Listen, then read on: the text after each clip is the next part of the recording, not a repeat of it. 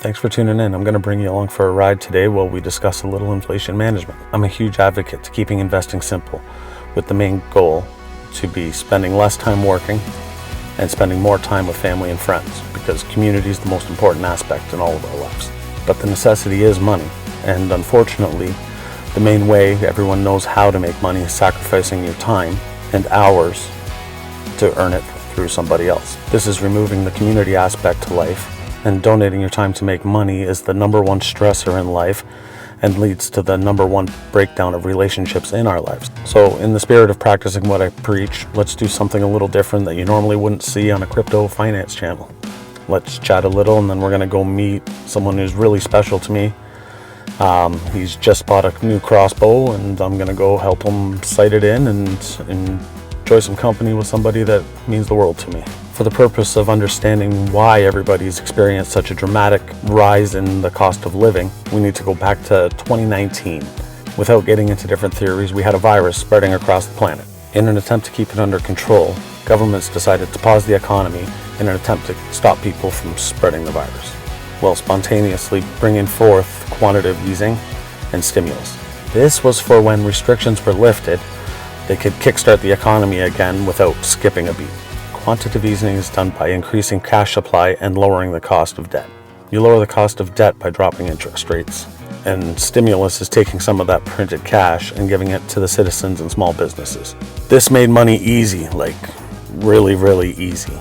In a lot of cases, people were making more money at home than they were actually going to work, and businesses that could operate online seen record profits. The injection of cash made used car prices almost at par with new car prices. We had zero interest car loans and cheap mortgages that allowed people to get homes that would have never been in their reach. And this was all under the promise that these rates would be maintained for a long time, and it was at no risk to anybody to take on this debt. Well, unfortunately, this created a giant bubble, and the promises of good times never ending kind of came to a halt overnight. That led to rapid interest rate hikes, and all the things that were manageable were suddenly out of reach for everybody. But anyways, let's get on the road, have some fun, and then we'll come back here and discuss some solutions.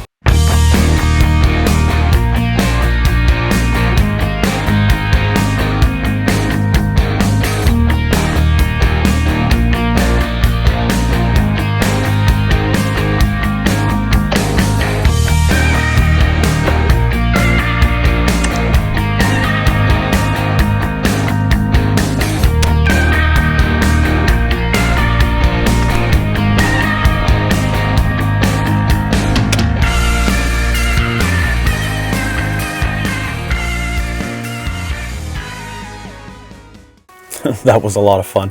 I absolutely love spending time with that man. At a young age, he took a real father figure role in my life and set me on the straight and narrow, and I really owe him a debt of gratitude for doing so. So back to solutions.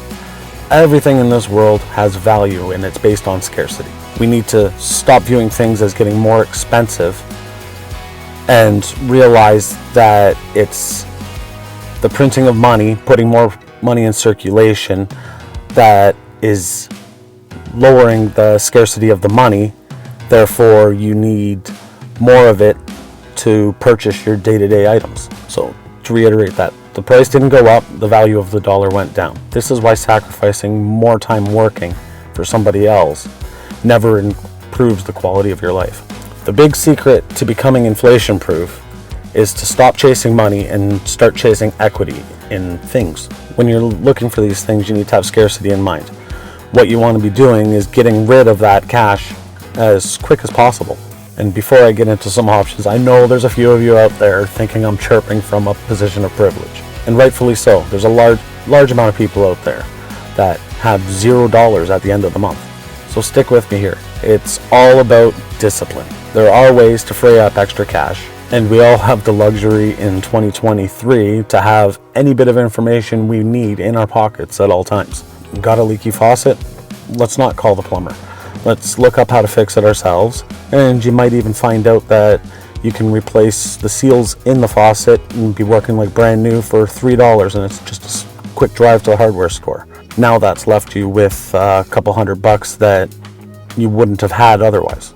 If you spend $35 every spring getting your lawnmower blade sharpened, look up how to sharpen it yourself. Don't be afraid to follow that YouTube tutorial to do your own car repair in your driveway.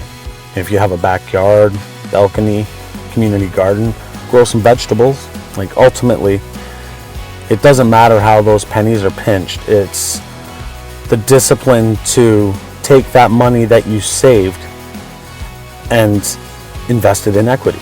If you find ways to put those small amounts into equity and you get in the habit of compounding what you are saving, like really, really small amounts of money become very, very large sums of money very quickly. I remember making a joke when Crypto Crazy and I were doing the Twitter Spaces about if you were to take your life savings in 2018 and invest it all in landscaping rocks, by 2023 you would have tripled your net worth. And that statement is absolutely true just on inflation alone.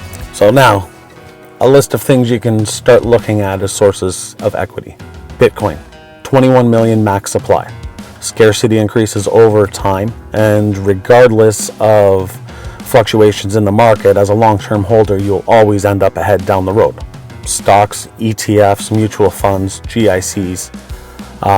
The stock market does on average 10% a year, so even after management fees in those funds, you're still accumulating ahead of inflation. Gold and silver are great stores of value, and to a lot of investors out there, they are the only true money available on this planet. Then there's non-traditional ways of gaining equity. A strange one is like used boats. Boats seem to have a depreciation level, and then if kept in good condition, that value holds forever. And that's because they're not mass produced like a Honda Civic, where if you want one, they'll keep making them. High quality furniture is another one. If kept in good condition, the value just stays at new forever. Artwork, that you can pick your value. As long as you can afford to insure it at that value, that's what the value of the artwork is.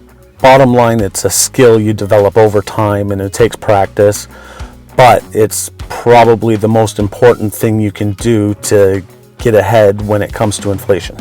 The value of the equity that you've accumulated grows over time, while the value of the money you're working for shrinks.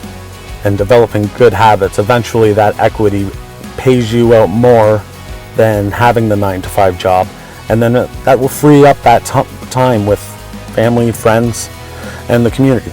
And quite frankly, it makes you a lot more stress-free and enjoyable to be around as well. Money don't buy happiness, but equity does.